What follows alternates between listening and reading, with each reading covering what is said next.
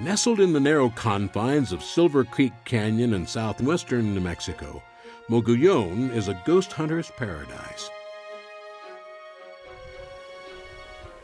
Its ruins shimmer with a rich patina of age, and it is one of the most photogenic ghost towns in the West. Mogollon requires a little effort to get there, but it's well worth it. Gold was discovered there in about 1870 by James Cooney, who was a scout, and he reported on Apache activity to his commanding officer, but what he did not report was that he had found what looked like promising gold ore.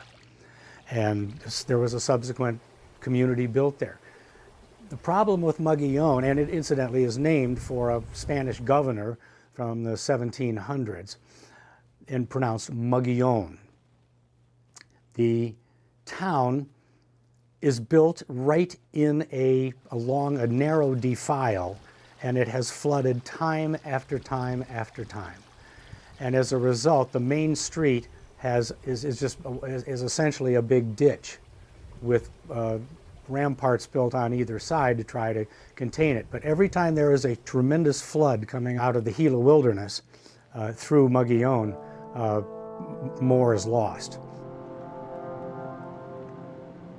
Winding up the narrow mountain road to Mogollon, one gets a first glance at the Little Fanny Mine. And the Little Fanny Mine was up on the hill above Mogollon, where there is also a very colorful cemetery. Alas, the mill, which was one of the most photogenic structures I know of, was sold for scrap.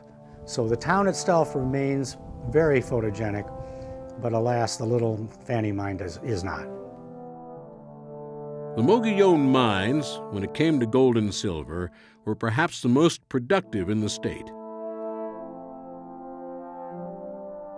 Indeed, Mogollon at its peak around 1915 had a population of around 1,500.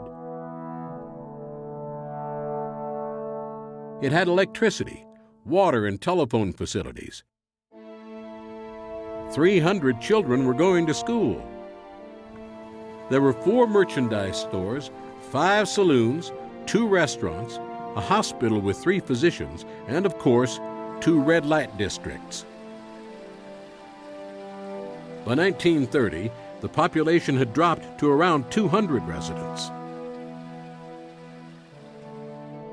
A devastating fire in 1942 almost finished the town. But somehow, it still survived. One of its general stores on Main Street has had a curious history. Part of Mogollon is not original because a movie was made there, Western, in which they built a false front, and the false front says combination general store and blacksmith shop. It was unfortunately chosen for the cover of my New Mexico book in its original edition.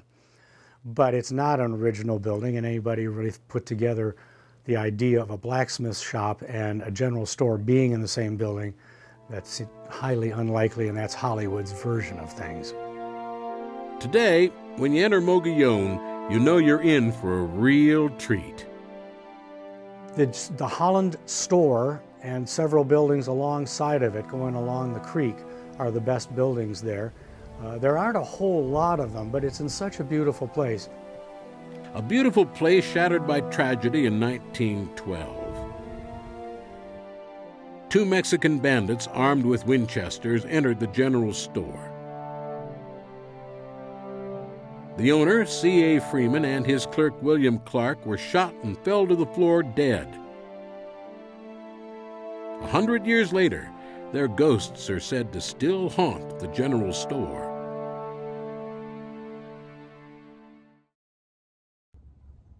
Hi, I'm Bill Ambrose. If you like this video, subscribe so we can bring you more programming from our studio. Thank you for subscribing.